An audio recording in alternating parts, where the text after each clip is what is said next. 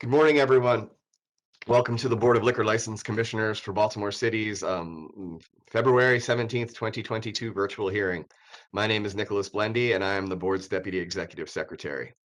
If you can see on the screen, there's an outline of the things that I'll be going over today. First off, this introduction to the Webex platform. Cisco Webex is the online meeting platform that the City of Baltimore uses to conduct all of its virtual meetings. The Board of Estimates, City Council, and Planning Department have used Webex to hold virtual meetings since the outbreak of the COVID-19 pandemic. Some basics to fully use the system. Members of the general public should have access to a laptop, iPad, smartphone, or similar device with microphone and camera capabilities. If your device does not have microphone capabilities, then you'll need to use the camera on the device and the telephone number to dial in to be both seen and heard. To participate in the Webex meeting, members of the public need to either download the Webex app through their smartphones or click on the link you can see on the screen to access the hearing online. The access code is 2348 6820288, and the password is BLLC1234, all caps for BLLC. The BLLC suggests that if you are going to use your smartphone, iPad, or similar device, that you download the application at least a day before today's hearing to ensure that the program's accessible and working. If a member of the general public doesn't have access to a computer or a smartphone or similar device, they can always call in on the following number and enter the access code to just listen only to today's hearing, and that number is 1408-418-9388, access code 2348-6820288. Materials, evidence, and related items for today's docket are available on our website. Copies of the short docket, which provide a brief description of the cases before the board, as well as the long docket that includes all the materials, are on our website under today's date hyperlink, February 17th, 2022. The board observes a 48-hour rule of evidence for online hearings, meaning any evidence that's to be considered today is going to be found in the long docket and needed to have been submitted on or before 11 a.m. on Tuesday, February 15th.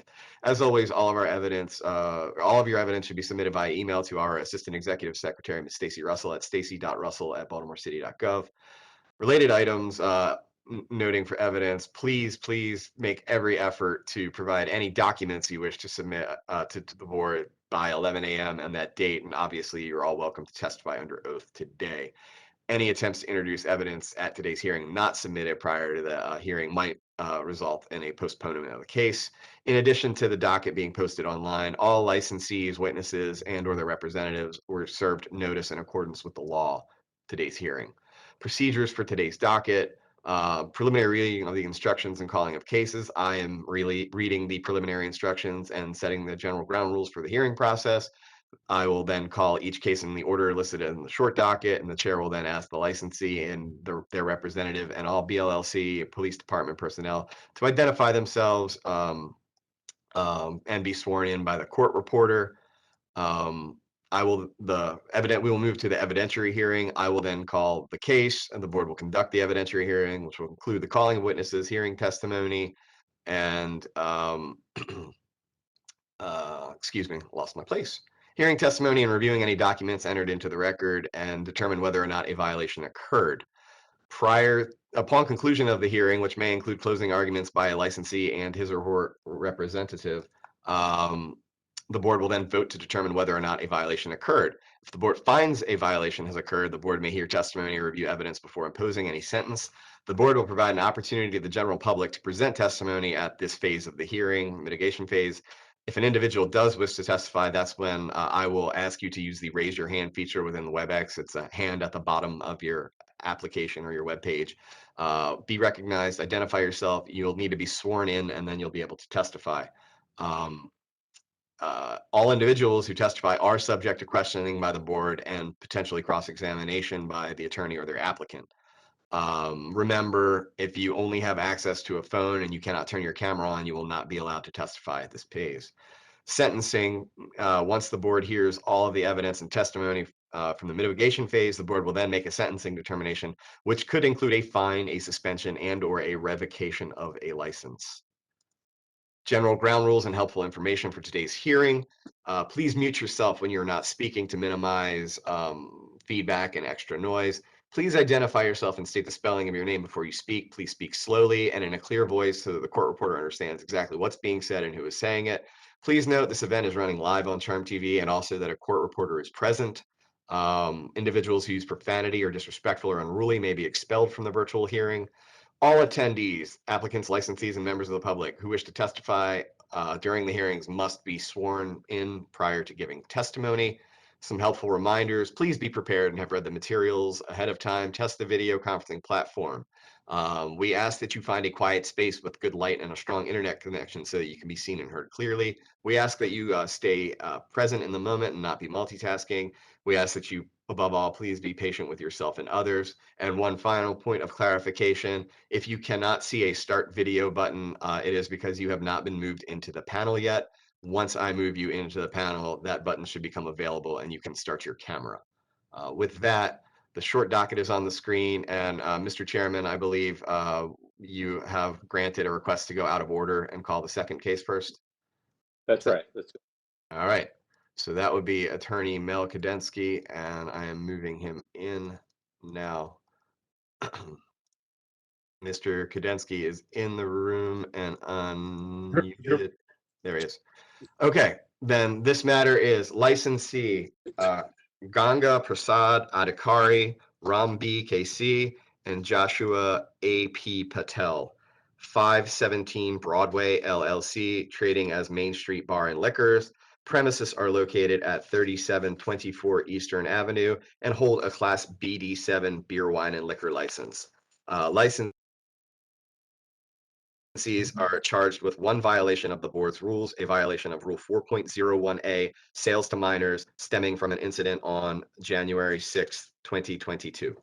Hey, good morning, Mr. Kadensky. Would you identify yourself for the record, please? Good morning. Melvin J. Kadensky, 320 North Charles Street, representing the licensees. Will this be an admission or denial, Mr. It would be an admission. Okay. Do you want to proffer? What I would really like to say is that in this instance here, is the licensees who are behind me here had their employees there, and at one time, one of the employees who was really knowledgeable stepped away for a few minutes, and then the person who really wasn't a regular employee made the sale. They have now told everyone that if you're going to go away, if you have to take a go to the bathroom or do something like that, do not let anybody operate or check unless they check all the ID that is necessary. I noticed that they had one earlier, maybe back in 2021, but since then they've been pretty good about checking everything. The only other thing they had to do with you having live entertainment, which we'll try to address next week. Commissioners have any questions? No questions. Detective Gatto? I guess, Commissioner, if you wish to hear from Detective Gatto, I guess. If he wants to say something, we have to swear him in, okay? That's fine. Okay. All right. Please raise your right hand. Do you solemnly swear or affirm that the testimony you are about to give shall be the truth, the whole truth, and nothing but the truth, so help you God, or under penalty of perjury? Yes, I do. Thank you. Okay. What did you want to add, Detective?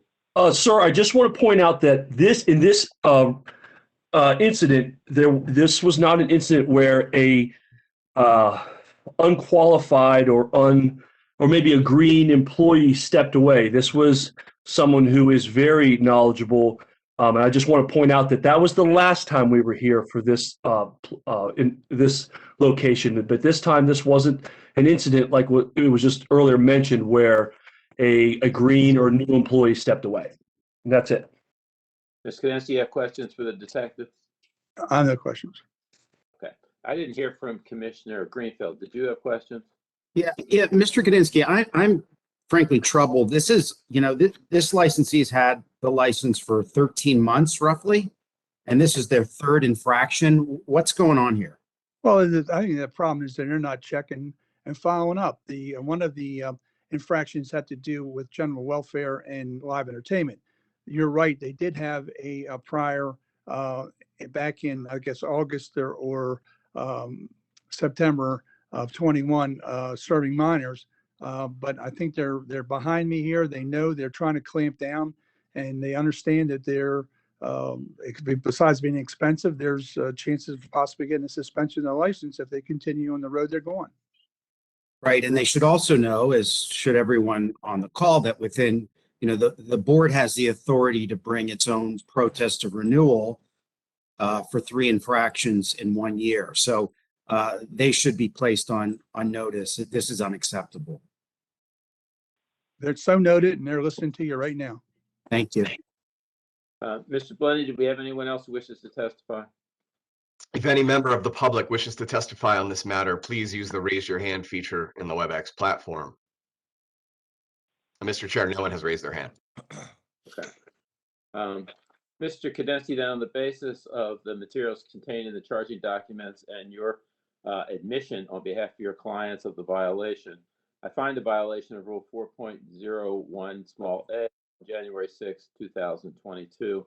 And in light of the record in this case, which was noted appropriately by Commissioner Greenfield, I'd impose a $1,500 fine and give them 30 days to pay. Commissioners? Yes, Mr. Chair, based on the testimony and evidence provided today, I also agree with the chair's findings of violation of Rule 4.01A, sale to minors, and the fine of $1,500. Based upon the evidence and the admission, I too would find a violation of Rule 4.01A, sales to minor on January 6, 2022, and concur with the imposition of a $1,500 fine. Ms. I'm blanking. I'd like to call exhibits for the record. Please. Board Exhibit 1, Violation Report, Inspector Robinson. Board Exhibit 2, Former State Police Department Report, Detective Gatto. Thank you, Ms. Russell. I apologize. Did we, okay, thank you, Mr. Kadensky. Thank you. That concludes. Oh, Go ahead. sorry, this is the reporter. Would I be able to get the names of the 2 people with Mr. Kadensky? Yeah, can you state your names for the record? My name is Paul Patel. Paul Patel's one. Ganga Adhikari. Okay. Ganga Adhikari. Okay. Okay, thank you. Okay, thank you, Ms. That concludes this matter before the board. Licensees will receive follow-up correspondence from this agency on how to pay the fine imposed by the board today and any attendant administrative fees that go along with that. Thank you. Thank you, sir. Mr. Chair, are we ready to move back in order? Yes. Then, going back a step. This matter before the next matter before the board, licensee Jonas Nagash Incorporated, trading as Bayview Liquors and Upper Level Lounge. Premises are located at 3804 Eastern Avenue. Licensee holds a Class BD7 beer, wine, and liquor license, and licensees are alleged to have violated one of the board's rules, Rule 4.01A, sales to minor, stemming from an incident on January 6th, 2022, and Mr. Maslin is counsel and is being moved into the room. Well, Mr. Maslin, for whatever reason, I can't move you into the room, but you're unmuted. Yeah, can you hear me? Yes, would you identify yourself for the record, I please? can't see you, but that's all right. For the record, Gary Maslin on behalf of Jonas Nagash, the licensee. And will this be an admission or denial? It is a denial. Okay. Who's going to testify for the board? That would be Inspector Robertson, Chief Chrysomalis, and Detective Gatto from Vice are on. So, All right, let's swear them in, please, Madam Clerk. Okay. Please raise your right hand. Make sure I see everyone. Okay. Right, please raise your right hands. Do you solemnly swear or affirm that the testimony you are about to give shall be the truth, the whole truth, and nothing but the truth, so help you God, or under penalty of perjury? And if you can state your name before your response. Yes, I do. Detective Abraham Gatto. I do. I do, Chief Chrysomalis. I do, Inspector Walter Robinson. and Thank you. And Mr. Chair, I believe I omitted the cadet who is, I believe, also in the room with the camera off. Let's swear him in.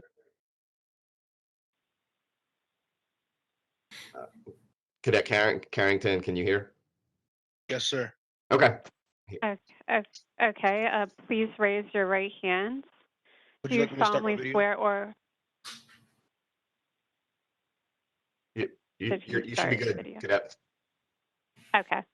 Do you solemnly swear or affirm that the testimony you are about to give shall be the truth, the whole truth, and nothing but the truth to help you God or under penalty of perjury? I do. Thank you. Well, let's start with the cadet. Cadet, what happened on January 6th? January 6th was at the lounge that we walked upstairs at the bar. I'm sorry, Yes, you're asking me? I'm asking you. I was just making sure that was the one we were talking about. Yes. So we walked upstairs, and when we got in there was no bouncer to my knowledge. So we sat down and just asked a bartender for 2 Coronas. She proceeded to take it out, took the cap off, put the lime in it, and she started a tab for us. After that, that was when I texted Detective Gatto, and when he came in, that's when the bouncer came out the corner, and he asked me, "Oh, when did I get in there?" And I'm saying I didn't even know he was there. Um, that was it. Okay. Mr. Maslin, have questions for the cadet? Yeah. Did you not observe this place and see the, as you call him, the bouncer on the bottom of the steps? He was not. He was not at the bottom of the steps. Did you see him there earlier? No. All right.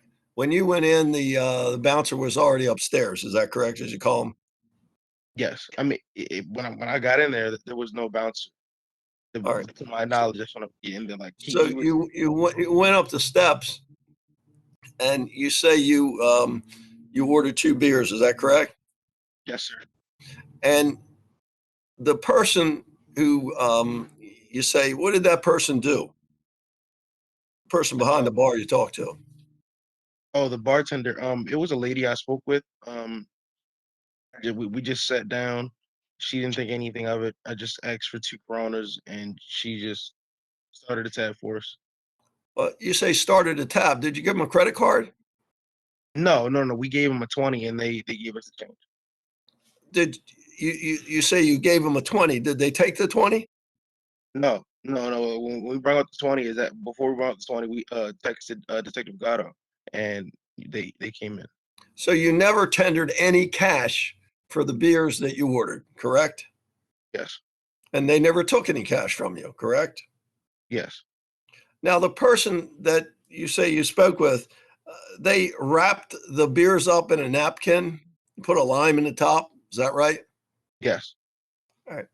And there was another person behind the bar who was actually the cashier. Isn't it true that the person you spoke with was in fact a bar back and not the cashier? I'm not too sure.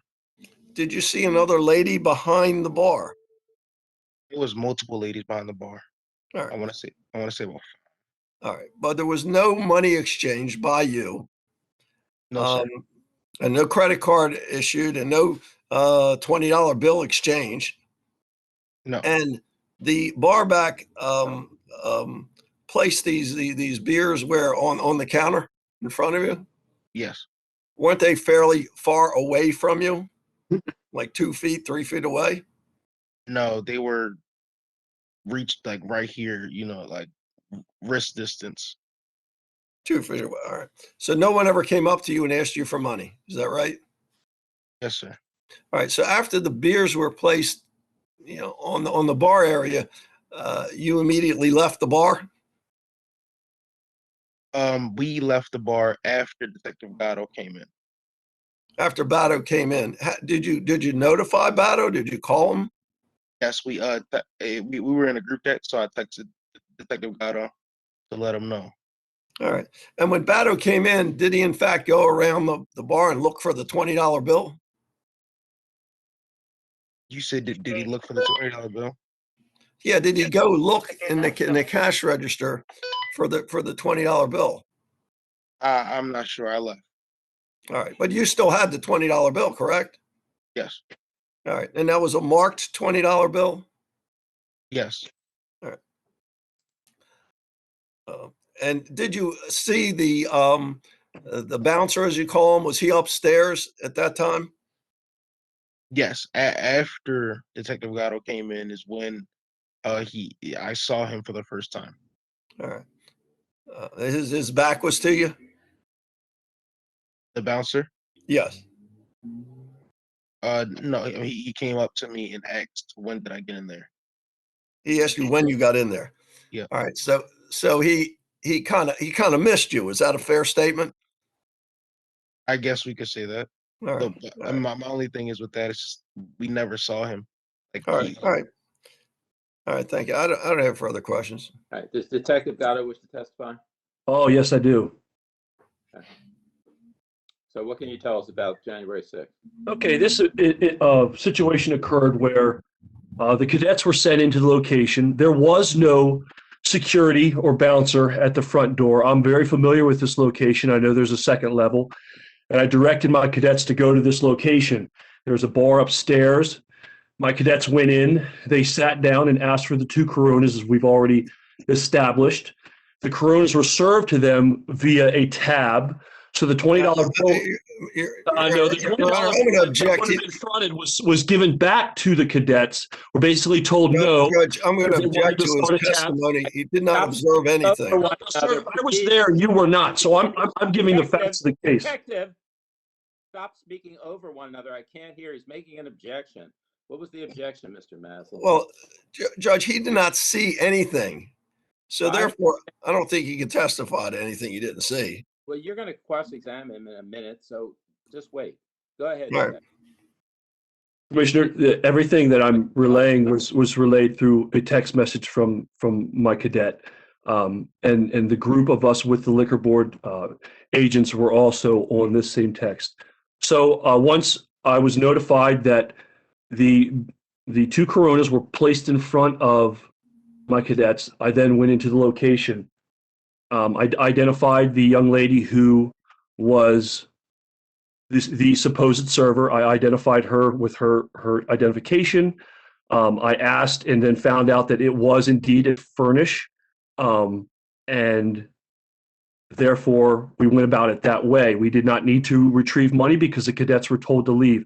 In reference to the security guard in question, when I walked to the top of the steps prior to getting to my cadets, I'm also familiar with the security guard who's been working there for some time, and I saw him to the left, actually with his back turned to me. So he then got up and responded to me being there. I don't know if he was just taking a break or what was occurring. It doesn't really matter. He just, this occurred because security was laxed. And that's simply what happened. Okay, thank you. Do you have questions, Mr. Maslin? No, and you're familiar with this establishment, aren't you, Detective Gatto? And you've always found the licensee very cooperative. Is that correct, Mr. Nagash? I don't remember. I would have to look at the history of violations, but I don't remember a time where we've had any cooperation issues. All right. Now, how many times have you tried to check this place and get cadets served at this location where they were turned away by the security? Once more in my memory. And they were turned away. Is that correct? Once before, yes. Okay. And is it fair to say that the security person or bouncer or whatever you may call him is normally at the bottom of the steps? Is that correct? Normally he is. All right. And on this particular occasion, did you see him at the bottom of the steps at any time? No, as I testified earlier, I saw that there was no security guard, which didn't imply that there wasn't a security guard. So I sent my cadets in, and they actually walked right past him as we earlier learned. All right, thank you, Dexter. I don't have any further questions. Yep. Does the inspector have anything to add? No, I do not. Okay, thank you. Do you wish to present testimony, Mr. Maslin? Yes, I can put Mr. Nagash on. Mr. Chairman, may I ask a question of the cadet? I'm sorry. Sure, go ahead. Just to the cadet, when you were provided, well, let me ask you this. Let me pose it a little bit differently. When you ordered the beers and they were handed over on the bar, did you understand those to be provided to you? Yes. Thank you.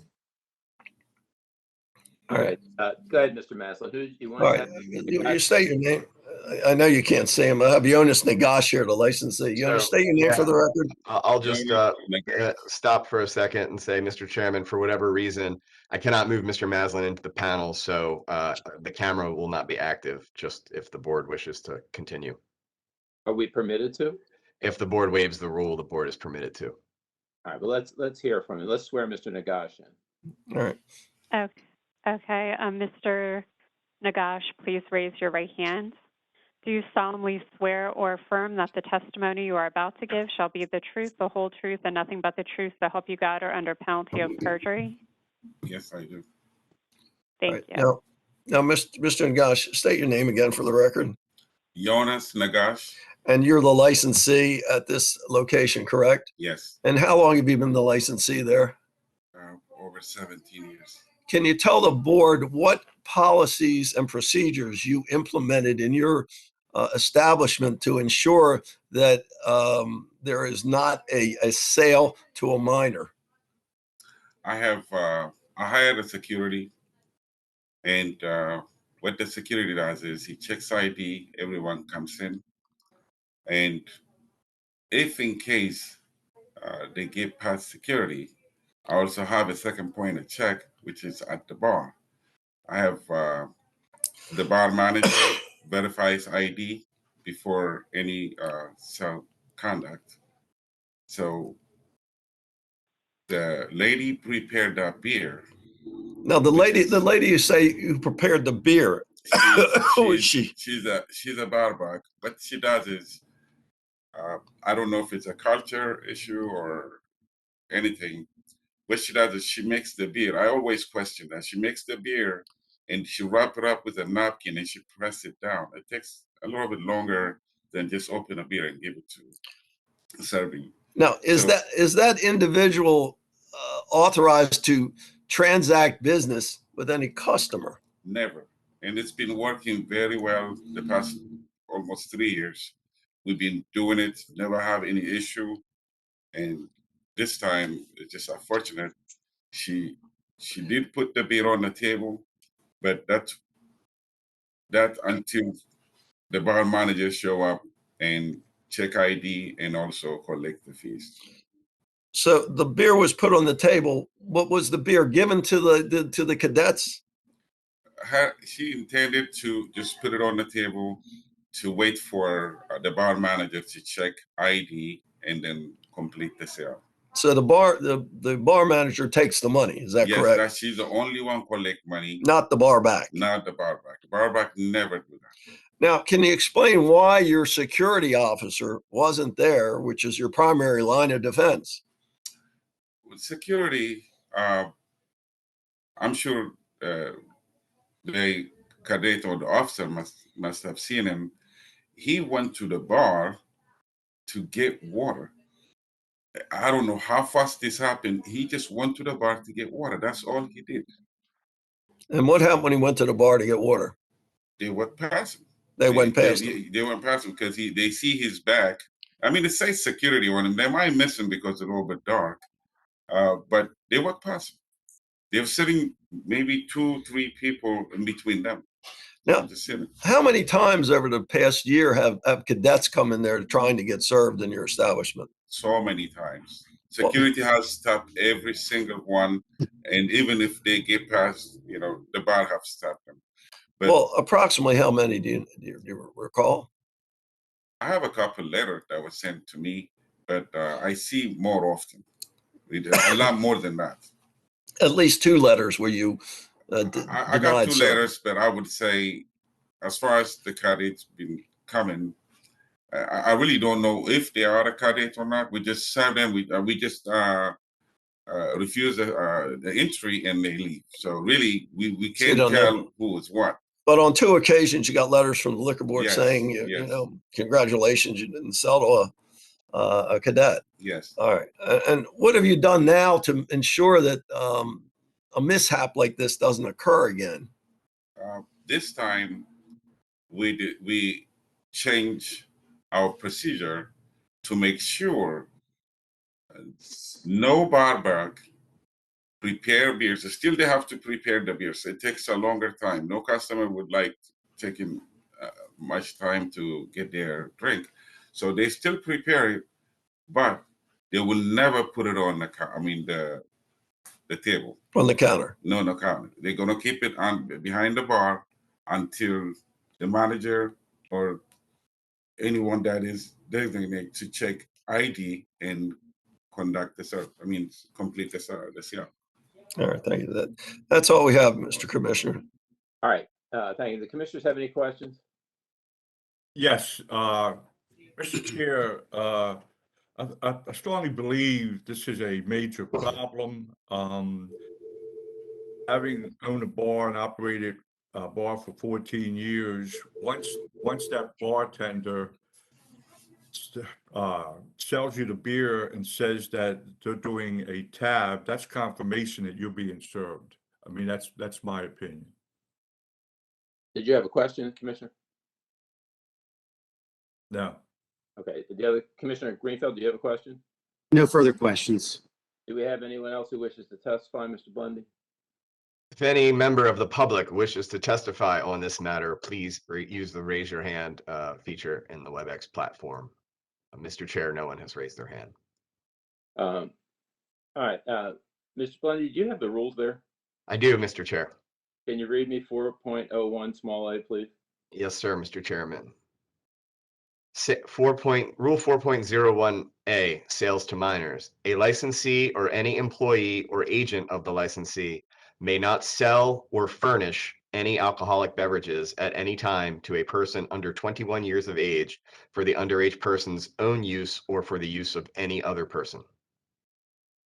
Thank you. Mr. Maslin, you wish to be heard? Yeah, very briefly. The charge here is did sell. I emphasize sell. They did not charge him with furnishing. Clearly a sale did not take place. I've been in many bars and I've never been able to open a tab without putting out a credit card or something of that nature. So clearly no tab, I think, was opened. And what you have here is an honest mistake, as Detective Gatto explained. They don't have any problems really with this place. The guy left his post, and during that split second, these 2 cadets were able to go upstairs, and the bar back, as you heard from Mr. Nagash, there's a process where they prepare beers. They wrap them in a napkin. I'm sure you've seen that before. They put a lime in the top. It's a cultural thing, how they like, some people like to have a beer prepared.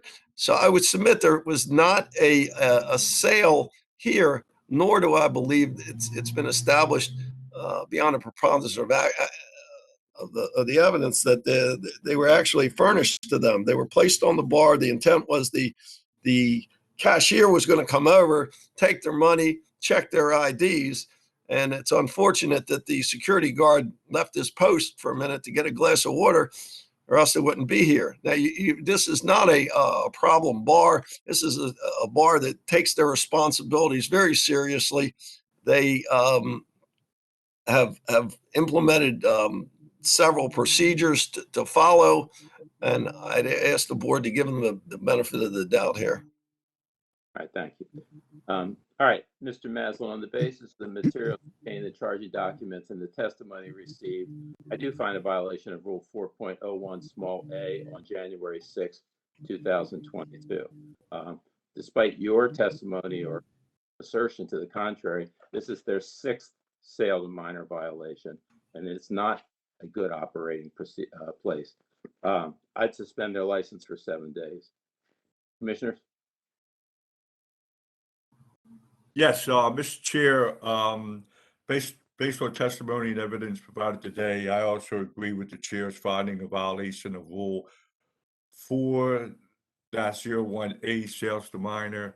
And I also agree with the chairs to suspend the license, for 7 days. So based upon the charging document, the testimony, I candidly feel that the licensee's policies and procedures have failed. And I find a violation of Rule 4.01A, sales to minors. I concur with the imposition of a 1-week suspension, but would also, and I may be here in the minority, would also impose a $3,000 fine. The last time we fined this licensee $2,000, and it didn't seem to make a difference with a 2-day suspension. So I would suggest the imposition of a fairly hefty fine along with the suspension. Do you wish to join him, Commissioner Ratzinger?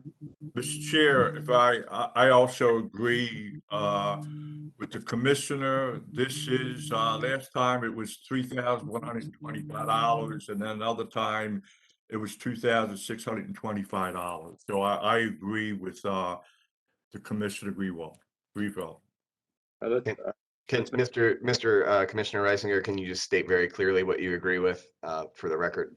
Yeah, so testimony and evidence provided today, I agree with the findings, violation of Rule 401, sales minor, and also $3,000 fine, along with the chair to suspend the license for 7 days. Is that clarification, Mr. Blandy? Thank you, sir. Yes, sir. Thank you. Let's make the ruling unanimous, then. I will concur with my colleagues on the $3,000 fine plus the 7-day suspension. Ms. Russell? My call is for the record. Board Exhibit 1, violation report, Inspector Robinson. Board Exhibit 2, Baltimore City Police Department report, Detective Gatto. And Mr. Chair, point of clarity for inspectors, does the board intend this 7-day suspension to be immediate? Yes. Okay, thank you, Mr. Chair. Then that concludes this matter before the board. Licensee will receive follow-up correspondence from this agency with instructions on how to pay the fine imposed by the board today and any administrative fees that go along with it. And Inspection Division will go out and suspend the license for 7 days, effective immediately per the board's order. That is all on this one, Mr. Chairman. Shall we move on? Yes, please. Then the next matter before the board, item number 3 is postponed. So item number 4 is on the screen, and that is licensee Sherry Munyan Grimaldi and Sapana Sharma Pan Incorporated, trading as Kitty's Lounge. Premises are located at 3208 Greenmount Avenue. Licensee holds a Class BD7 beer, wine, and liquor license, which is charged with 1 violation of the board's rules stemming from 1 incident on August 11th, 2021, a violation of Rule 4.01, small a, sales to minors. And I'm not sure who is here for this one. Give me 1 second.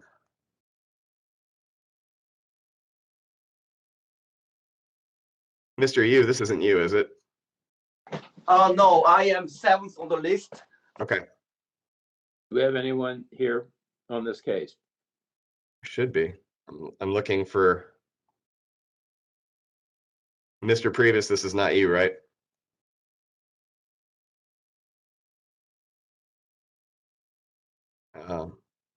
Maybe we should move to another one, since if anyone is here for this, please comment in the chat.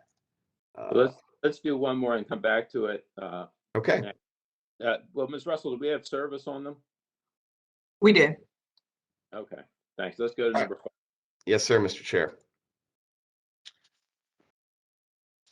Item number 5 on today's docket, Hak Jun Lee and Roosevelt Tyler, Lee L&M Incorporated, trading as L&M Liquors. Premises are located at 1148 East North Avenue.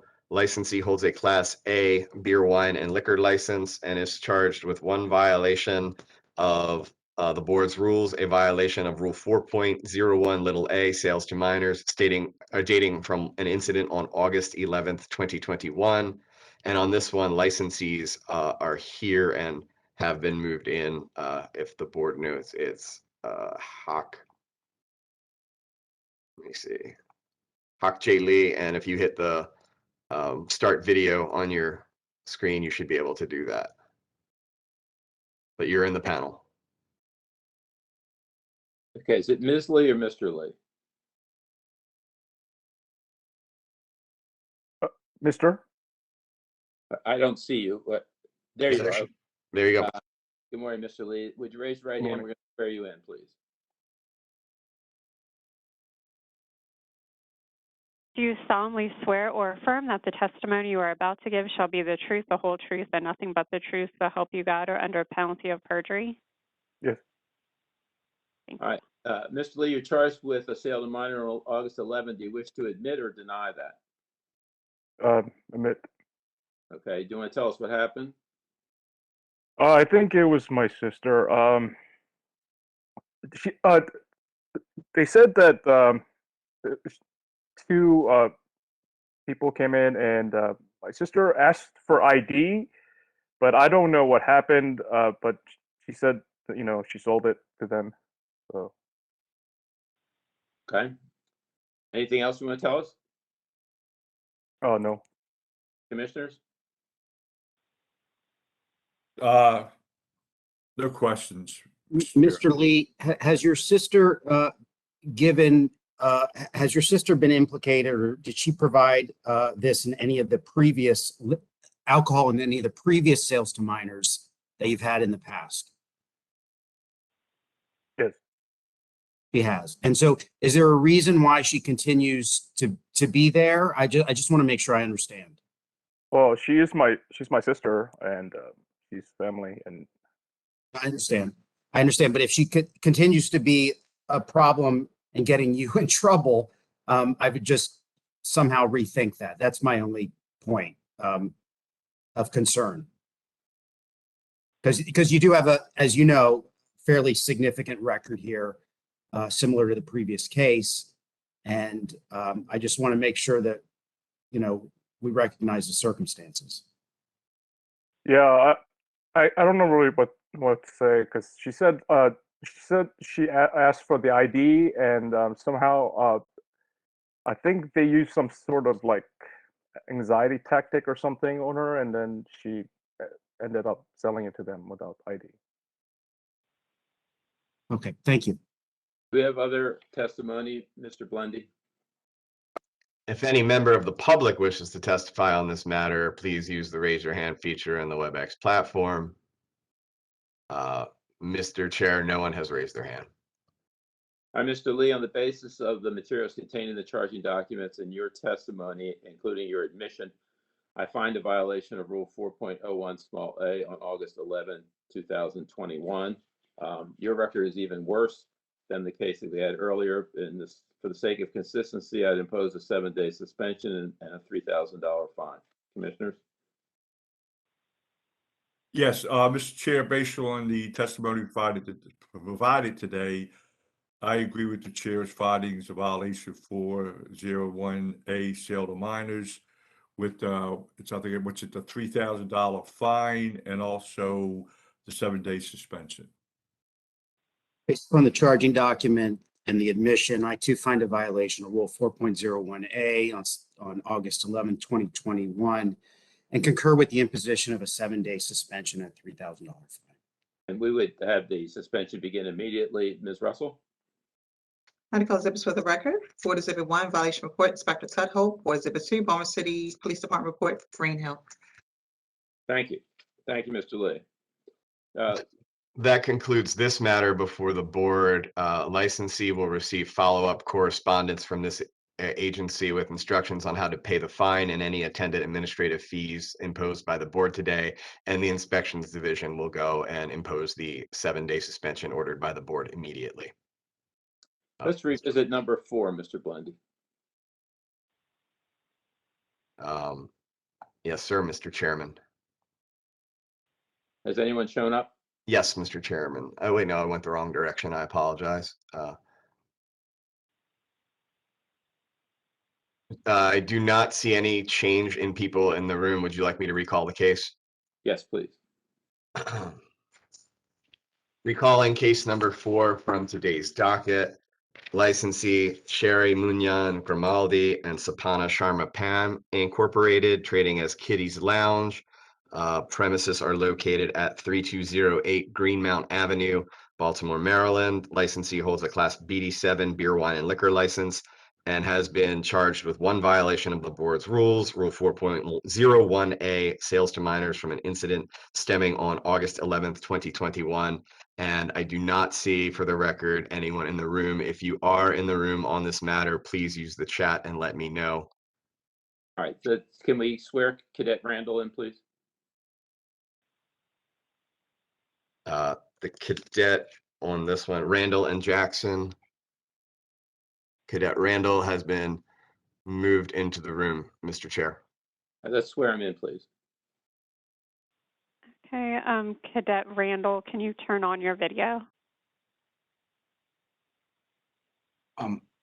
Ms. Court Reporter, I'm sorry. We typically don't show the cadets on video. Okay. But Okay. Randall, Dacia Randall, that number is moved into the room and unmuted now. Okay. Please raise your right hand. Do you solemnly swear or affirm that the testimony you are about to give shall be the truth, the whole truth, and nothing but the truth to help you God or under penalty of perjury? I do. Thank you. Good morning, Cadet Randall. How old were you on August 11, 2021? I was 18 years old. And did you enter these premises at 3208 Greenmount Avenue and purchase a bottle of tequila coconut? Yes. Did you pay $11.98 for that from the departmental $20 bill? Yes. Okay, and what happened after that? After that, I purchased the tequila, and Cadet Jackson, he texted them the lady profile, and then we came out, gave it to the detective, and they went in. And charged them, okay. Yes. And did you, all right, so which detective was with you? Detective Again? Was it his case? Yes. Let's swear Detective Gatto in quickly. Okay. I think he's still under. Detective. Yeah. You've already been sworn. Okay, so Detective Gatto, do you recall this case? We're speaking about 1148 East North Avenue, sir, correct? No, 3208 Greenmount Avenue, Kitty's Lounge. Okay. I have it right here in front of me. Yes, this is my case, sir. Okay, did you go in after the cadet purchased the tequila? Let's see. They exited the location. I went inside. I met with Miss Johnson. I was able to retrieve the $20 bill, and I advised her of the sale to the minor cadets. Did he give you any explanation? I do not have anything in my report or in my field notes as to why this occurred, other than just a mere mistake, I believe. Okay. Commissioners have any questions? No questions. No questions. Do we have anyone else who wishes to testify, Mr. Blendy? Yes, at least Miss the Councilwoman, the Honorable Odette Ramos is here. And if any other member of the public wishes to testify or be heard on this matter, please use the raise your hand feature in the Webex platform. Let's swear the Councilwoman in, please. Councilwoman Ramos, you've been moved into the panel. Can you hear us, Councilwoman? I can hear you. Okay. Thank you, everybody. Appreciate it. Yeah, we need to swear you in, please. Okay. Of course. Right. Okay. Please raise your right hand. Do you solemnly swear or affirm that the testimony you are about to give shall be the truth, the whole truth, and nothing but the truth to help you God or under penalty of perjury? I do. Thank you. Ms. Ramos, what do you wish to tell us? Thank you so much, Commissioners, for the opportunity to be here today. Kitty's Lounge is long-standing, had many problems. I'm sure you've got the record there of many violations. We have members of the community here that will testify as well. What we're asking is for the maximum penalty in this case. This is a pattern and practice of theirs, having multiple violations and not doing anything about it. It is my understanding from my predecessor and others from the past that there had been agreements with Kitty's Lounge around how to repair the situation, and that they were committed to having a machine or something that would actually look at the IDs. It is clear to me they are making no effort to comply with those agreements and to work with the community. And so the maximum penalty is really important here. And when their renewal comes up, we'll be talking about that as well later on in the year. But I would appreciate the maximum penalty here for them, because this is a constant pattern and we need to address it, and they need to hear loud and clear from all of you that this is totally unacceptable. Thank you. Okay, Commissioners have any questions for the Councilwoman? No questions. No questions. And Mr. Chair, there are 3 additional members. I apologize, Webex has moved some things around. So if you would like, I can move them in as well, Mr. Chair. Okay, they're not the licensees? They are not. I believe it is 3 members of the community. I mean, they may be the licensee. There are 3 people with their hands, and I'm happy to move them all in if that's. Let's swear them in. Yes, sir. Sorry, Mr. Chairman. I cannot make Diana Emerson a panelist. I have made Christina Williams and Miller Roberts, who have their hands raised, a panelist. So let's swear them in. Okay. Ms. Williams and Mr. Roberts, please raise your right hands. Thank you. Do you solemnly swear or affirm that the testimony you are about to give shall be the truth, the whole truth, and nothing but the truth, so help you God, or under penalty of perjury? I do. I do. Christina Williams. Thank you. So, Ms. Williams, did you have anything to add to what the Councilwoman said? I wanted to concur with everything that the Councilwoman stated. Also, Mr. Roberts may be going to be testifying about the number of calls for service that have also gone along with this establishment. I just want to reiterate, as the benefits district, we're responsible for the safety of our community, and that includes having businesses that work with us to implement safety protocols. And for the last 4 years that I've been in this position, we have had nothing but issues with Kitty's Lounge, either over-serving, having violent encounters at their place of business, sale to minors, but then also calls for service for sanitation issues and other matters that we dealt with directly with the police department.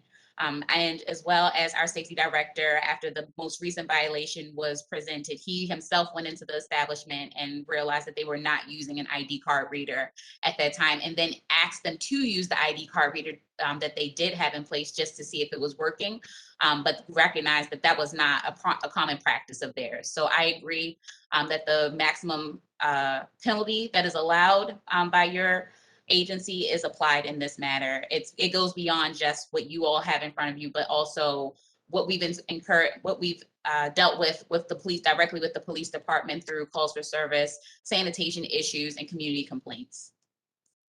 Okay, thank you. Mr. Roberts, you want to add anything? Yes, I would. And I'm speaking as board president of both the Charles Village Civic Association and the Charles Village Community Benefits District. I was a part of the previous meetings that led up to an MOU with the establishment when I was working for Councilwoman Mary Pat Clark, and I was also a community member and leader during that time. They had several infractions before COVID hit, and they used the same excuse for the sales to minors, that it was a new employee. And that's why the MOU required this electronic machine that clearly they are not using. Again, we tracked and continue to track the calls for service in and around the establishment that are always of concern because of the volume. But we also were disappointed as a community because the MOU had some other things that they never fulfilled. And as we called for additional meetings, they did not show up for the meetings. And there were several people at the table, including Northern District, Waverly Main Street, CVCA, CVCBD, and the District 14 office, and they just ghosted us. So we are very concerned, and also would ask that the maximum penalty be given to this establishment. Thank you very much. Thank you. Do the commissioners have any questions for any of the witnesses? No questions. No questions. All right, anyone else, Mr. Blendy?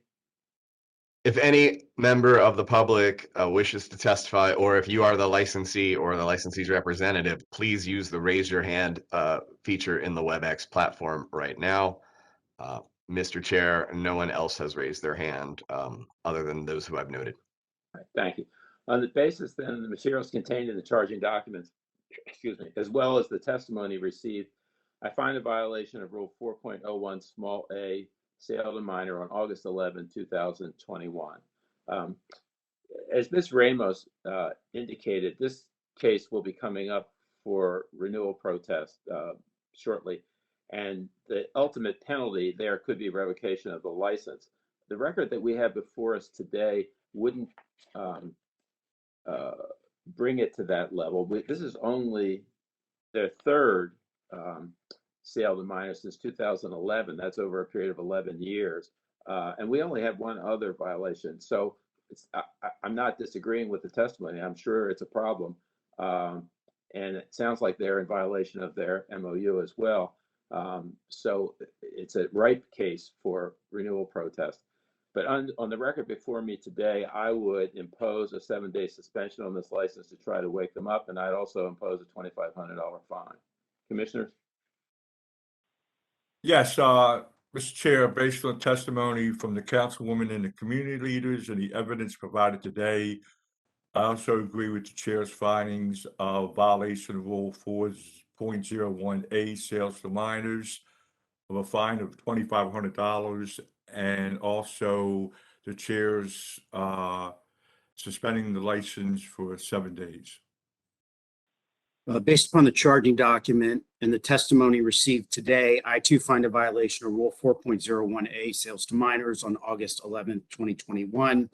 I would concur with the imposition of a 7-day suspension and a $2,500 fine. I'd also encourage Mr. Roberts and Ms. Williams to connect with Matt Oppheimer from our office to help work with these issues on the violation of the MOU so that we can further hold this licensee accountable if they're not doing what they're supposed to be doing. Yeah, it's a good suggestion, Commissioner Greenfield. Thank you, and thank you to everyone. Ms. Russell? I call exhibits for the record. Board Exhibit 1, violation report, Inspector Jordan. Board Exhibit 2, Baltimore City Police Department report, Detective Gatto. All right, thank you. And just for point of clarity, Mr. Chairman and Commissioners, once again, the suspension would be immediate? Yes. Okay, then based on, licensee will receive follow-up correspondence from this agency with instructions on how to pay the fine imposed by the board and any administrative fees that go along with that. Additionally, Inspection Division will go out and impose the 7-day suspension ordered by the board immediately, starting today. And that concludes this matter. Shall we go to the next one? Yes, sir, Mr. Chairman. Then we did number 5. So we're back in order. And the next item is licensee Myung Nam Kim and Young Du Park, Myung Nam Incorporated, trading as M&M Lounge. Premises are located at 2500 East Biddle Street. Licensees hold a Class BD7 beer, wine, and liquor license and are alleged to have violated one of the board's rules, Rule 4.01 little a, sales to minors, stemming from an incident on August 11th, 2021. I believe Mr. Previs is counsel, and also I have moved, I believe Myung Kim was separate, and that's all that I see. Everyone's in the panel, Mr. Chair. All right, thank you. Ms. Previous, will you identify yourself for the record, please? Good morning, Mr. Chair, members of the board. Peter Previs on behalf of the licensees Myung Nam Kim and Young Du Park. With me, but remotely from another location, is Mr. Tony Kim, son of the licensee. The licensee is at a doctor's appointment, and Mr. Kim, the younger, appears with his knowledge and consent. Would this be an admission or denial? It is an admission, Mr. Chairman. Okay. Do you want to proffer an explanation? Yes, thank you, Mr. Chairman. On the day of this offense, the sister of the licensee was actually the person that served the cadets. She has worked for this establishment for quite some time and has been a reliable family member and employee of this establishment. And I say this again because I've had it in Baltimore City and other jurisdictions that the mask has confused people. The mask should raise people's alertness that you can't see the faces as well and make people more vigilant, but I've seen it over and over that people are getting confused. And that was Ms. Kim's honest and forthright explanation for why she let her guard down on this occasion. The establishment does have a policy of anyone under 30 being carded, and it was an absolute mistake on her part. With regard to the priors of this establishment, I would like to note that the first two items listed on the board's docket are the issue of the act of civil disobedience for challenging the 10 o'clock closing, which is now before the Court of Special Appeals, and for which of the second case, the licensees had prevailed in the circuit court. Prior to that, the last minor violation was in June of 2015. I note in 2014, there was a BD7 violation, and then in 2009 and 2010, minor violations. So for the last 6 years, there have been no violations at this location, and they do make a very serious effort to be vigilant in their obligations as a licensee. Okay, commissioners have any questions for Mr. Previs? No questions. No questions. Anyone else, Mr. Blendy? If any member of the public wishes to testify on this matter, please use the raise your hand feature in the Webex platform. Mr. Roberts, you have your hand raised. Did you want to testify on this one?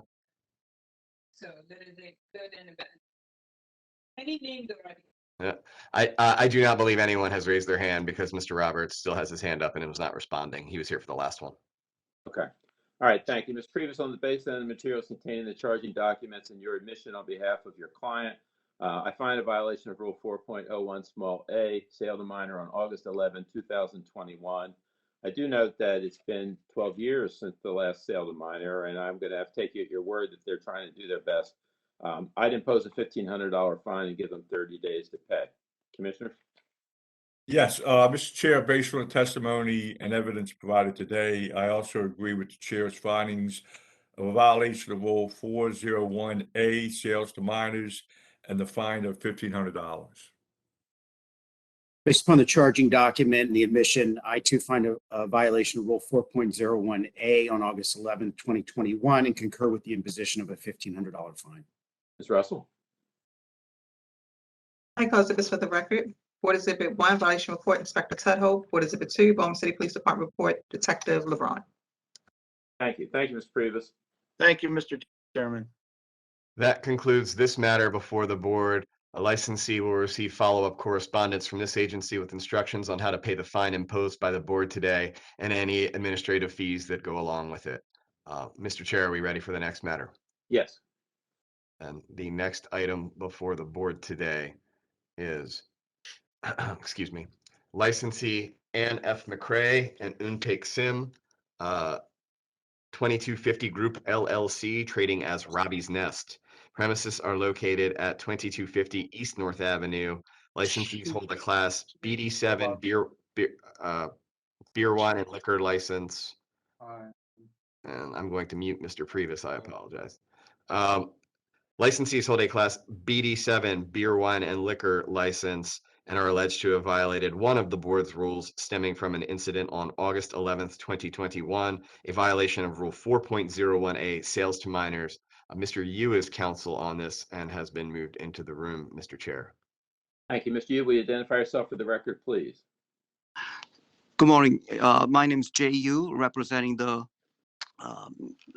representing Mr. Sim, who's the licensee. Will you be admitting or denying? We'll be proceeding by way of admission. All right. Do you want to proffer an excuse, Mr. Yu? Yes, Mr. Sim, on the date of the incident, was extremely tired and fatigued, and currently he's handling the package go side by himself. He has been having difficult time hiring an employee, as you know, the case is with a lot of the small businesses. It's very difficult to hire new employees. So Mr. Sim has been putting in long hours, and he was fatigued, and he just made a mistake. Mr. Sim has been in the liquor business for past 30 years. He had operated beer, wine, grocery in DC, and he has operated liquor businesses in Baltimore City for about approximately 20 years. And all the years that he was in the liquor business and working as a self-employed person, this is the first time he actually caused this infraction. First time he actually served a minor. He's very apologetic for what happened, and he will make sure that this does not happen again. Mr. Sim took over this business in May of 2019, and under his watch, under his ownership, this is the second violation. But the first violation was from August 20th, and that was it was hours violation. Mr. Sim opened beyond the hours that he should have. There was a law change, and he didn't know about it. So that was the reason, and he was fined $100 for that. But other than that, as far as the minor sale to minor is concerned, this is the first offense. Of course, historically for this location, there were 3 priors stemming from one from 2012 and one from 2018 and one from 2019, February of 2019. The one from March of 2018 and February of 2019, which was under the previous owner's management, I believe it was one employee who did it twice. And obviously, Mr. Sim did not take over that employee for obvious reasons. So under Mr. Sim's watch, this is first time it happened, and Mr. Sim will make sure that this doesn't happen again. And with that, we submit. Thank you. Commissioners have any questions? No questions. No questions. Do we have anyone else who wishes to testify, Mr. Blendy? If any member of the public wishes to testify on this matter, please use the raise your hand feature in the Webex platform. Mr. Chair, again, let me check. Mr. Roberts, you have your hand raised. Did you want to testify on this one? Yeah.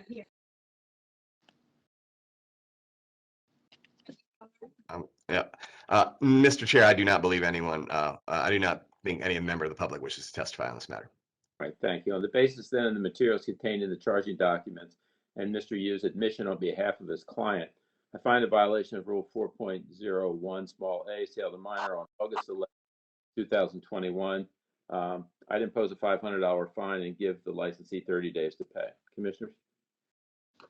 Yes, Mr. Chair, based on the testimony provided today, I also agree with the chair's findings of a violation of Rule 4.01A, sales to minors, and the fine of $500.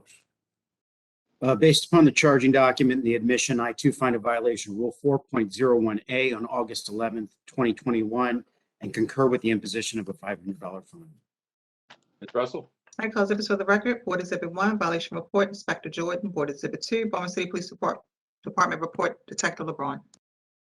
Thank you. Thank you, Mr. Yu. Thank you. That concludes this matter before the board. Licensee will receive follow-up correspondence from this agency with instructions on how to pay the fine imposed by the board today and any administrative fees that go along with it. Mr. Chair, are we ready to move forward? We are. Then the next matter before the board today is licensee Domingo H. Kim, Domingo Kim Enterprises Incorporated, trading as Stadium Lounge, Premises are located at 3351 to 53 Greenmount Avenue. Licensee holds a Class BD7 beer, wine, and liquor license, is charged with one violation of the board's rules stemming from an incident on August 11, 2021. That is a violation of Rule 4.01A, sales to minors. Mr. Previs is counsel and has been moved back into the panel, Mr. Chair. One more time, Mr. Previs. Good morning, Mr. Chair, members of the board, Peter Previs on behalf of the licensee Domingo Kim, who is immediately to my left. Do you wish to admit or deny this violation? This is an admission, Mr. Chairman. Okay. Do you want to proffer? Yes, sir. Thank you. On the event that occurred on August 11, 2021, a longtime employee, Ms. Sharon Jackson, who normally works on the lottery side, was called into temporary duty for the liquor sales as the manager, Mr. Kim, had certain errands in the back, and Ms. Jackson let her guard down and served the cadets in this case. She has been an extremely reliable employee, and this is not typical of her to do this. Mr. Kim is going to have all of his employees re-alcohol awareness certified. They are already, but in an abundance of caution, he will have that done. There is a card reader. The card reader is utilized, but Ms. Jackson will need to be trained on that if for any reason she is called in to do a duty of selling alcohol that she normally does not do. Mr. Kim is Domingo Kim is active in discussions with the community association. There is an MOU in place. He is in the process of applying for the A7, and I believe he has the resolution, but not the transfer of the license at this point. In conjunction with the A7, he has retained an architect to do major renovations on the interior and exterior of the premises, and has been active in trying to make his establishment upgraded from what it is. The prior violations, he had an 18 and 19, 3 minor violations, the last of which resulted in a 2-day suspension and $3,000 fine. He has not had anything in the last 3 years. Prior to that, there was a minor violation in 2013, and nothing before that, having obtained this license in 2008. He is active, he is vigilant. Things like this do happen to licensees even when they are vigilant. And we most respectfully request that in light of the fact that it's been about 3 years, that the board consider a fine. Thank you, Commissioner. No questions. No questions. Anyone else, Mr. Bundy? Yes, I believe so, Mr. Chairman. I believe the councilwoman indicated she wished to be heard on this one as well as Miller Roberts. And I see Diana Emerson. I can move into the panel now. Do any of you wish to testify? Oh, sorry. Let me unmute you. Start with the councilwoman. Councilwoman, did you want to testify on this one? Yes, if I may. Okay, and then Mr. Roberts, did you want to testify? 1 second. Just briefly, yes, thank you. And Ms. Emerson, did you wish to testify? Sure. Okay, then that's the universe, Mr. Chair. Well, the first 2 are still under oath. Let's swear Ms. Emerson. Okay, Ms. Emerson, just make sure I can see you. Hold on. Okay, Ms. Emerson, if you can just turn on your video. I cannot. I'm actually on a computer right now that is not connecting to the video. Okay. Well then, Mr. Chair, I just want to move forward with the other 2. Yeah, let's do that. Okay.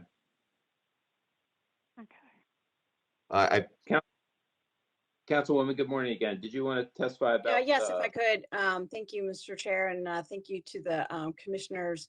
The Stadium Lounge has been working with the community on an MOU and also on their requested transfer. So as a result of the work that they were doing with the community, we did go ahead and pass a resolution to have their liquor license change.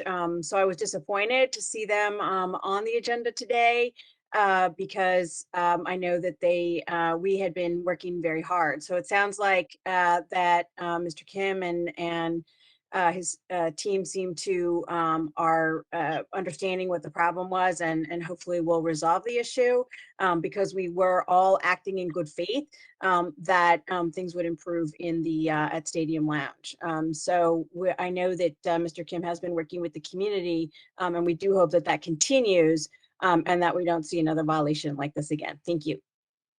Thank you. Mr. Roberts. I think the councilwoman covered it. We're in agreement. The Charles Village Community Benefits District. Thank you. Okay, thank you. And I'm sorry, Ms. Emerson, but I don't think we're going to be able to take your testimony. So, commissioners have any questions as a follow-up? No questions. No questions. All right, thank you. Ms. Previs, then on the basis of the materials contained in the charging documents, your admission on behalf of your client and the other testimony, I find a violation of Rule 4.01 small a, sale to minor on August 11, 2021. We had a really troubling protest of renewal back in 2016. It sounds like Mr. Kim's been trying to work with the community since that time. He sounds like we've gotten some support today from Ms. Ramos and Mr. Roberts, although it's troubling that these sales to minors continue to pop up. Last time was a 2-day suspension, a $3,000 fine. I'm going to impose a 3-day suspension and a $3,000 fine. Commissioners? Yes, Mr. Chair, what was the violation of the fine? How much? $3,000, 3-day suspension. Okay, thank you. Mr. Chair, based on testimony from the councilwoman and evidence provided today, I also agree with the chair's findings of violation of Rule 4.01A sales to minors with a fine of $3,000. And also, I agree with the chair to suspend the license for 3 days.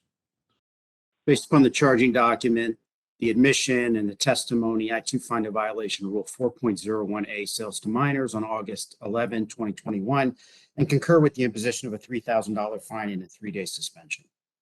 Thank you, Ms. Russell. I call exhibits for the record. Board Exhibit 1, violation report, Inspector Tudhope. Board Exhibit 2, Baltimore City Police Department report, Detective Gatto. All right, thank you, Mr. Previs, and thank you to all those who testified. Thank you, Mr. Chairman. Point of clarification, that would begin immediately, correct? Beat me to it. That's the board's wish, correct, Mr. Chair? Yes. Okay, then that concludes this matter before the board. Licensee will receive follow-up correspondence from this agency with instructions on how to pay the fine imposed by the board and any administrative fees that go along with that. Additionally, Inspection Division will impose the 3-day suspension immediately, effective immediately as ordered by the board today. Mr. Chair, are we ready to move to the last matter on today's docket? Yes, sir. Then let me move Mr. Previs out and Mr. Fogelman in. The last item on today's docket is licensee Kyra Arce and Daniel Arce, D&D Arce LLC, trading as the Twins. Premises are located at 4020 East Lombard Street. Licensees hold a Class BD7 beer, wine, and liquor license and are alleged to have violated 2 of the board's rules stemming from the same incident on July 30th, 2021. That is a violation of Rule 4.18 alterations and a violation of Rule 4.16 illegal conduct. All right, Mr. Fogelman, identify yourself for the record, please. Yes, thank you, Your Honor, and Commissioner Stephen W. Fogelman on behalf of the licensees. And will this be admissions or denials? It's going to be a denial. This will be brief. Thank you, Your Honor. Okay. Who's going to testify for the board? Relief inspectors Jordan, Tudhope, and Chris Amalis were all there. Okay. So I only really need one. Would the chief be willing to testify? Absolutely, Your Honor. Okay, let's swear him in. I've already been sworn in, but I can swear in again. I didn't realize you were. Okay. Mr. Chris Mollis, can you tell us about these alterations? Correct. The alterations were done on the outdoors. The location had applied for a temporary outdoor permit due to COVID. They had already prematurely started building a deck. So when it originally came across our table, not to get into other issues, but that corner has seen a lot of violence, as I have discussed with the owner and their attorney. Not saying that the bar is responsible necessarily for the violence, but it's a pretty busy corner there. So I was a little hesitant to sign off on the outdoor. However, because they had started building it, spend a lot of money, we got a diagram. It was supposed to be a deck with, I don't know the exact number of chairs, Your Honor, but it was a limited chairs, limited tables. When my inspectors with the task force went out there, they had gated off the parking lot, completely made it a separate outdoor area, had built an outdoor bar, and to my surprise, had a swimming pool in the yard, which I was told that sometimes they do have lifeguards, but the lifeguard wasn't there that day. At that point, I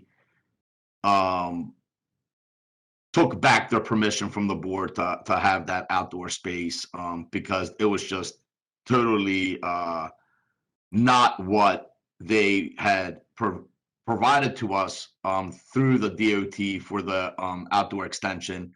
It's not what I had signed off for in my review, and that's pretty much it. Okay. Ms. Fogelman, do you have questions for the chief? Yes, thank you very much, Chief. Thank you. You weren't the first to respond to this, right? It was Inspector Tudhope or That's correct. Inspector Tudhope, Inspector Jordan, along with Detective Sergeant Leisher and Detective Gatto responded first. Now, first thing I want to establish, if you have any knowledge, whether firsthand or through your inspectors, it's my understanding that the patio, the entrance and exit to the patio was locked when they arrived. So there was no access, no public access to that entire outdoor area during the time of your visit. Is that your understanding? That could possibly be correct. You would have to ask the inspectors. I know it was early when they arrived. Right. So that could possibly be correct, yes. Right, and you were not aware that there were any customers at all in the back during your visit, right? When I arrived there were no customers. Okay, all right, and let's see. So, I mean, did you speak with Mr. Andy Abreu Pena? I spoke with the manager, whoever identified themselves as the manager. All right, and he didn't tell you anything about a promotional video shoot or anything like that? No, he didn't say anything about a promotional shoot. I know that the outdoor space was used for customers because I had driven by multiple times and seen customers in and out, which was fine because they had gotten permission for that patio. Right. In my negligence, I had never gone inside to witness that other stuff. But once we did, we put a stop to it. He did tell me that the pool was just for friends and family. He did tell me that.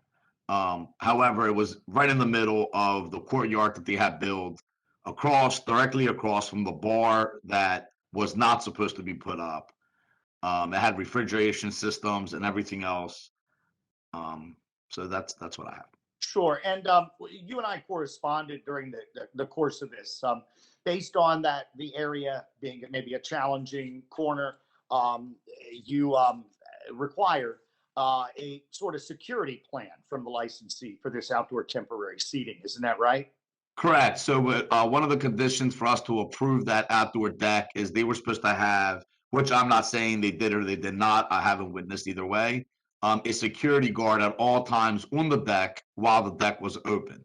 That was one of the conditions. And another condition, or what we proposed in an email and part of all of this, was that there be no separate entrance or exit for the patio parking lot to the, sidewalk or to the street, so that customers had to come in and out of that outdoor area through the bar itself, right? I don't recall that. It could possibly be true, but I don't recall. I do recall that there was supposed to be, the deck had to be a certain size because they didn't want it close to the parked cars, where a car can ram into it. I do remember that. Now, the separate entrance, you might be right, Yeah, Mr. Fogelman. I just don't recall. Yeah, and the reason I bring that up is because you mentioned that there was a separate fence, and whatever. Let me see. Well, there was a fence erected that was Yeah. not there prior. Right, and all that was designed there was to keep people out and make people go in and out of the bar. I don't want to beat this to death, but it's your understanding that Inspector Tudhope and Inspector Jordan, in fact, when you showed up, you all came in through the interior of the bar to get out back, right? I came through the exterior. Okay, but that's why I might want to. I hate to do this, but I might want to ask Inspector Tudhope, because it was my understanding that every entrance and exit was locked so that people couldn't do that unless somebody had authorized the unlocking. One of the inspectors or. May I interrupt you for a minute, Mr. Fogelman? Sure, Because I'm sure. lost in the weeds here. So, Chief, my understanding is that they wanted to have some outdoor space that they could use, and you agreed to some space. Was that put in writing, what you agreed to? Sir, I didn't agree to it. They went through the DOT, the COVID special permitting. Part of the special permit is me signing off on it, or the liquor board signing off on it, part of that permit process. And was that permit specific as to what they were allowed to do? That's correct. There was a diagram provided. It was supposed to be a deck with a specific amount of seating. On the permit itself, it specifically states that there's no outdoor bar or serving, not just on their permit, in all of the COVID permits. Okay. And when you went back on July 30, you observed that they had exceeded what they were authorized to do? Correct. They had the deck with tables and chairs. They had additional tables and chairs throughout the courtyard. They had built a bar and a swimming pool. Okay. And Mr. Fogelman, what was the intent then? What was going on? Oh yeah, let me jump in here. The intent was, and Mr. Arceo testified that the pool was up for exactly 4 days. They had a social media shoot with the bar. They had fake palm trees. They had some lighting, hanging lighting. It was an attempt to generate some business during the dog days of summer, and they did in fact put that out on social media. If I could further inquire with the inspectors. What that means, but does that mean that they were doing this as a one-time thing to try to draw customers, or were they going to drawing the customers because we're going to continue to use all of that? So I want to make it clear that the pool, and Mr. Arceo testified, was never used by a customer or anyone. It was up in a locked position. It was simply like a water feature for aesthetics. It was outdoor and all. Was that going to be continued? I don't believe so. In fact, Mr. Arceo testified that it was going to be removed. It was basically loaned by a person who runs a pool company. It was simply for what they call a shoot on Instagram. That having been said, I can understand. You don't expect to see a pool, and it probably could raise a lot of eyebrows, to say the least. What I'm also trying to get at here is the violation report says that citations were issued by Fire and Housing. My client would testify that there weren't any citations. There were no hearings. There were no fines. They were just told, get rid of the pool, get rid of the extra fencing, and get rid of that little bar. And they did it. And it was gone the next day. The bar was not shut down that night. And finally, and this is the hardest one, and I want to thank Chief Chris Amalis, because he did inform me, notify me that he had revoked the outdoor temporary seating permit based on the events of that night. And he got a letter, about 2 weeks later. As far as I could understand, there was no procedure for a hearing or judicial review of that decision. So I effectively told my client, well, that's it. You're done with outdoor seating. And quite frankly, we both thought that was the end of it. And I was not pleased that I had spent months getting this outdoor seating permit for them, only for them to get it revoked in one night. That having been said, there was, as far as I know, there was no, we didn't know that there would be a violation hearing 7 months later. If we had, we might have tried to remain the right to be open for outdoors. They gave up the entire summer and fall of having an outdoor permit. And I do want to ask the chief, how many of these outdoor permits had he revoked? As far as I know, it was the first. Only this location. Right. Because no other location had done what this location had done. And I will just state, just for the record, I spoke to the manager. He did admit that people were swimming in the swimming pool. Originally, he said it was for family and employees. Then he said it was for kids that come during the day. His kids and his family comes during the day. He had purchased the pool because he gave me an amount, and he said, well, what do you want me to do now? I paid this much amount for the pool. The bottom line is the diagram that I had approved, that I had put my signature on because I felt comfortable with the security plan that was provided by DOT, was not in case what was operating there. It wasn't a promotional plan. It was something that was operating continuously for months prior, and for public safety and health, it had to stop. Okay, So- and have you been back since then? I have visited the location multiple times since that for other reasons, and I have not seen, Your Honor, anyone outside. It has been locked, and they have not been operating outside. Ms. Fogelman, anything else? Yeah, I mean, I just, if there were children, there's allegations of children in the pool, that bar doesn't even open until I think, 8 o'clock at night. So I don't, maybe there was something going on during the during the non-operational hours of that bar. But this is to the licensee.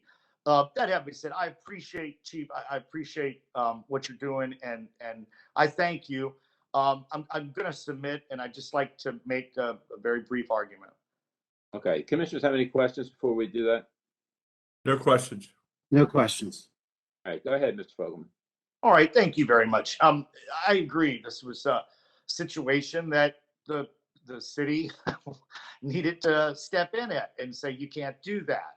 That having been said, this, like I say, this is the only licensee who got his temporary, DHCD and liquor board privileges revoked. No hearing, no anything. They're gone as of July 30th, and they haven't tried to do it again. They know that they screwed up by not getting that, having that stuff there. That having been said, as far as I know, they didn't get any citations. They were just told by Housing and Fire, just get rid of that stuff. Like I say, they didn't even shut down the bar. Health department, a lot of times, they shut down the whole bar. They didn't do that. They just get rid of it, and that was that. So my client, kind of based on that revocation of the permit, said, well, that is, that's the ultimate penalty here. So I lost 7 months of use of that to this day. So they weren't expecting these charges to come out. So what I'm getting at here is that, first of all, it's one of these COVID things. The alterations rule talks about alterations or addition to licensed premises. Almost always historically, this is about interior discussions where somebody just takes out the bar and moves it to the other side. These were temporary premises. So I can understand why the board would consider this a Rule .418 violation, even though it's a little bit unique. But when it comes to the illegal conduct, there was no one was arrested, no one was fined, no one had to appear before a hearing, no one lost their fire permit or anything else. So I don't understand how it's illegal conduct when fire says, get rid of that stuff, we'll be back to check. That to me is not, it doesn't rise to the level of illegal conduct. So again, I understand that this is not something the board can permit under any circumstances. Mr. Arce understands that it was a bad idea, but I don't believe it rises to illegal conduct, and I do believe he's paid the ultimate penalty already. So I thank you. Okay, and did we have anyone else who wished to testify, Mr. Blendy?